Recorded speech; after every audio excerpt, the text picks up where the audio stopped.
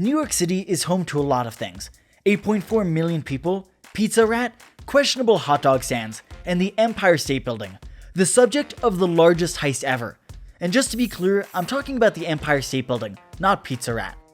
The Empire State Building has a rich history.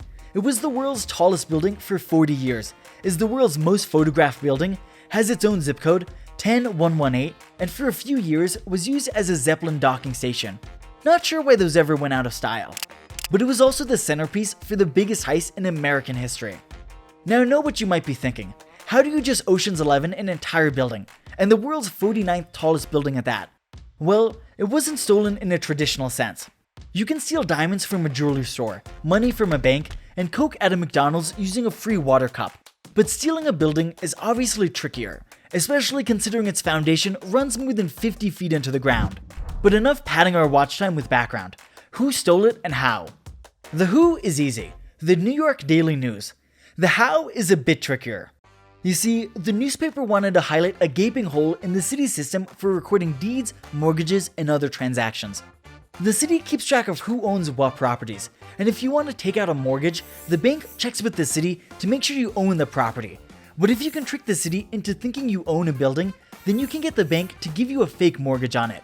It might be a fake mortgage to you, but it's real to the bank, and so is the money they hand over.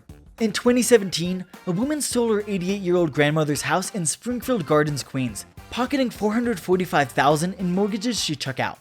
And a year later, a man posing as someone who had been dead for 19 years deeded the dead man's property to himself. He then sold it to someone else, who took out a $533,000 mortgage, and together, they vanished with the cash. Mortgages stay with the property, so after the thieves skip town, the banks try to foreclose on the property, and it's an uphill battle to prove you were the victim in all of this.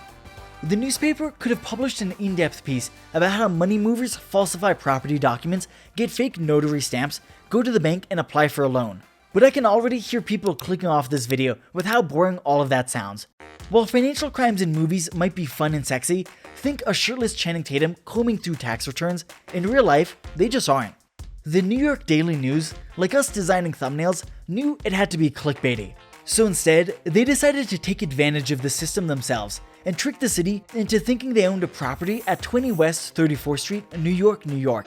They drew up a batch of fake documents, making a fake notary stamp and filing paperwork with the city to transfer the deed to the property. And the paperwork was filled with inside jokes. The original King Kong star, Fay Wray, was listed as a witness, and the notary shared a name with the bank robber Willie Sutton. The system, run by the Office of the City Register, didn't require clerks to verify any of this information.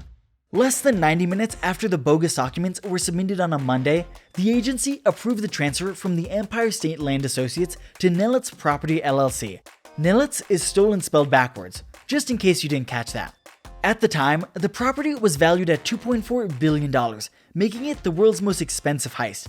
They ended up returning the property the next day, but used it as an example. If the most famous property in all of New York could be stolen, practically any building could. Stealing the Empire State Building might have been easy, but you know what isn't? Building a nuclear bomb. Or at least it was, until we made a video explaining how to do everything, from gathering the uranium to assembling the bomb. If you want to learn all about it, click to watch the video here. And remember, there is always more to learn.